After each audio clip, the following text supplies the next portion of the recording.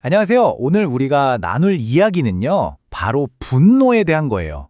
우리 모두가 느끼는 이 감정이 자칫 잘못하면 우리를 하나님의 뜻에서 얼마나 멀어지게 할 수 있는지 아마 성경에서 가장 온유했다고 알려진 인물, 바로 모세의 이야기를 통해서 한번 생생하게 들여다보려고 합니다. 여러분 혹시 너무 화가 나서 나중에 생각해보니 내가 왜 그런 말을 했지? 왜 그런 행동을 했을까? 하고 후회해 본 적 없으신가요? 아마 다들 한두 번쯤은 있으실 거예요. 그쵸? 사실 분노라는 감정 자체가 죄는 아니잖아요. 그런데 문제는 그 감정에 우리가 지배당할 때 시작되는 것 같아요. 그리고 이게 성격이 불같은 사람들만의 문제가 아니라는 거죠. 성경을 보면요, 이 사람보다 온유한 자가 없다고 하나님께 인정받았던 인물이 있어요. 바로 모세죠. 그런데 바로 그 모세조차도 이 분노라는 감정 앞에서 크게 넘어졌다는 사실, 이게 우리에게 시사하는 바가 참 큽니다. 자, 그럼 본격적으로 이야기 속으로 한번 들어가 볼까요? 배경은 이렇습니다. 이스라엘 백성들이 무려 38년이라는 긴 시간 동안 광야를 헤매다가 드디어 약속의 땅을 코앞에 둔 가데스라는 사막에 도착한 시점이에요. 와, 이 장면을 한번 보세요. 정말 극명한 대조를 이루지 않나요? 한쪽에는요, 38년 동안 정말 지긋지긋할 정도로 불평하고 하나님을 반역했던 이스라엘 백성들이 있어요. 그런데 다른 한쪽을 보세요. 그런 그들을 향한 하나님의 돌보심이 있죠. 38년 동안 단 하루도 빠짐없이 구름기둥과 불기둥으로 길을 인도해 주시고 하늘에서 만나를 내려 먹이시고 심지어는 입고 있는 옷과 신고 있는 신발이 닳지 않게 하셨어요. 이게 말이 되나요? 정말 상상할 수 없는 신실한 사랑이죠. 그런데 또다시 문제가 터집니다. 이번엔 마실 물이 없다는 거예요. 그러자 백성들의 불만이 폭발하죠. 뭐라고 소리치냐면 차라리 우리 형제들이 죽을 때 같이 죽었으면 좋았을 것을 왜 우리를 이 광야로 끌고 와서 우리랑 짐승까지 다 죽게 만드냐 하면서 모든 원망과 분노를 모세에게 쏟아붓는 겁니다. 그 절박함과 비난이 느껴지시죠? 자, 여기서 우리가 진짜 주목해야 할 부분 나옵니다. 백성들의 이런 끔찍한 반역 앞에서 하나님은 어떻게 반응하셨을까요? 보통 사람 같았으면 이 배은망덕한 것들 하면서 화를 내셨을 법도 한데 하나님의 첫 번째 반응은 심판이 아니었어요. 놀랍게도 그들의 가장 시급한 문제, 그 목마름을 해결해 주시려는 은혜였습니다. 이게 바로 하나님의 마음인 거죠. 그런데 말이죠. 아이러니하게도 바로 이 지점에서 이야기의 초점이 백성의 죄에서 지도자인 모세의 죄로 옮겨갑니다. 결정적인 실패의 순간이 다가오고 있는 거죠.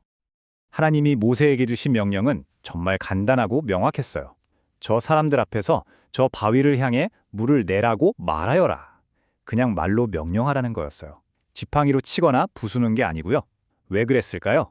이건 하나님의 능력이 인간의 어떤 물리적인 힘이나 행동에 의존하지 않는다는 걸 보여주려는 의조였어요.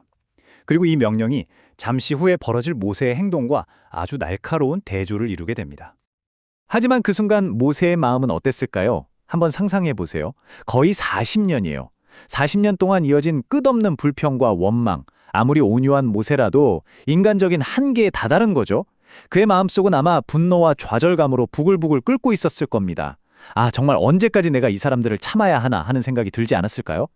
결국 모세의 분노가 터져 나옵니다. 백성들을 향해서 이렇게 소리치죠. 이 반역자들아, 잘 들어라. 우리가 너희를 위해서 이 바위에서 물을 내줘야겠느냐? 와, 이 짧은 한마디에 정말 큰 실수가 두 가지나 담겨 있어요.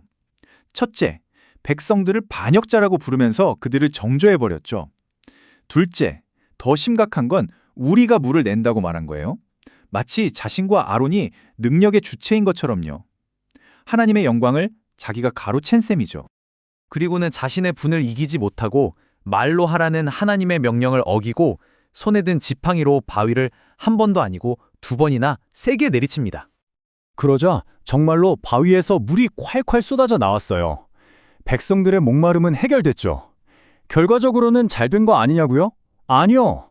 바로 그 순간 눈에 보이지 않는 영적인 영역에서는 엄청난 실패가 일어난 겁니다. 하나님의 거룩하심이 모세의 인간적인 분노에 가려져 버린 거예요. 그리고 그 불순종의 대가는 정말 혹독했습니다. 하나님께서 말씀하세요. 너희가 사람들 앞에서 나를 믿고 나의 거룩함을 드러내지 않았기 때문에 너희는 저 백성을 내가 약속한 땅으로 데리고 들어가지 못할 것이다. 정말 충격적이지 않나요? 한순간의 분노가 평생을 바친 사역의 마지막 목표를 눈앞에서 놓치게 만든 겁니다. 이 상황을 정말 정확하게 설명해주는 성경 구절이 바로 야고보서 1장 20절이에요. 사람이 성내는 것이 하나님의 의를 이루지 못한다. 여기서 하나님의 의라는 건 쉽게 말해 하나님의 선하신 뜻, 그분의 성품을 드러내는 올바른 길을 말해요. 결국 모세의 이야기처럼 우리가 통제하지 못하는 분노는 우리 삶을 향한 하나님의 계획과 정반대의 결과를 가져온다는 거죠. 자, 그럼 모세의 실패 이야기에서 잠시 눈을 들어서 이 근본적인 죄의 문제에 대한 하나님의 해결책은 무엇인지 한번 살펴보겠습니다. 이 이야기는 단순히 옛날 이스라엘 이야기가 아니라 바로 오늘을 살아가는 우리 모두의 이야기이기도 하거든요. 네, 바로 이 말씀이 오늘 우리가 나누는 이야기의 가장 중요한 핵심입니다. 생각해보세요. 38년 동안 반역하는 이스라엘 백성의 목마름을 해결해 주셨던 하나님의 사랑. 그건 사실 그림자였어요. 앞으로 오실 예수 그리스도를 통해 죄인된 우리의 가장 근본적인 영적인 목마름, 바로 이 죄의 문제를 해결해 주실 그 놀라운 사랑을 미리 보여주신 거죠. 로마서 5장 8절 말씀처럼 우리가 아직 하나님을 모르고 죄 가운데 있을 때 바로 그때 하나님께서 먼저 우리를 위해 아들 예수님을 보내주심으로 자신의 사랑을 보여주셨다는 겁니다. 정말 놀랍지 않나요? 이게 바로 복음입니다. 우리의 분노, 불순종, 거짓말, 이 모든 죄의 문제를 해결할 수 있는 유일한 길이죠. 하나님의 아들이신 예수님이 이 땅에 오셔서 우리 죄 때문에 십자가에서 대신 벌을 받으시고 죽으셨다가 사흘 만에 다시 살아나셨어요. 그래서 이제 누구든지 예수님을 나의 구원자로 믿기만 하면 모든 죄를 용서받고 하나님의 자녀가 될 수 있는 길을 활짝 열어주신 겁니다.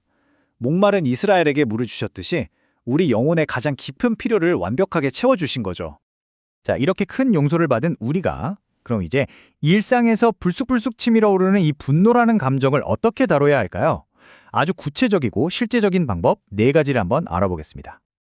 화가 정말 머리끝까지 차오를 때 이 4가지 스텝을 꼭 기억해 보세요. 첫 번째는요, 즉시 기도하는 거예요. 거창하게 무릎 꿇고 기도하라는 게 아니고요. 그냥 속으로 하나님, 저 좀 도와주세요. 지금 제 마음 좀 붙잡아 주세요. 이렇게 짧게라도 외치는 거죠. 두 번째는 이 모든 상황을 하나님이 다스리고 계시다는 걸 기억하는 겁니다. 내 분노가 이 문제의 해결책이 절대 아니라는 걸 인정하는 거죠. 세 번째, 일단 그 자리를 피하세요. 잠시 화장실에 간다거나 물 한 잔 마시러 가면서 물리적으로 거리를 두는 게 정말 큰 도움이 됩니다. 그리고 마지막 4번째, 감정이 좀 가라앉고 나면 하나님께 지혜를 구하는 거예요.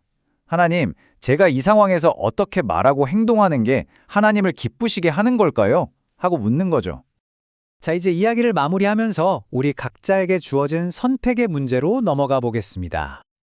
그 사건의 결과 모세뿐만 아니라 그의 형 아론도 결국 약속의 땅에 들어가지 못하고 호르산에서 생을 마감하게 됩니다. 이건 정말 우리에게 엄중한 교훈을 줘요. 한순간의 불순종, 그 분노를 다스리지 못한 결과가 평생의 소망을 앗아갈 수도 있다는 사실을 우리는 꼭 기억해야 합니다. 그래서 오늘 이 이야기가 우리 각자에게 던지는 마지막 질문은 바로 이것입니다. 이번 한 주를 살아갈 때 분명히 나를 좌절시키고 화나게 만드는 순간이 찾아올 겁니다. 그때 여러분은 무엇을 선택하시겠습니까?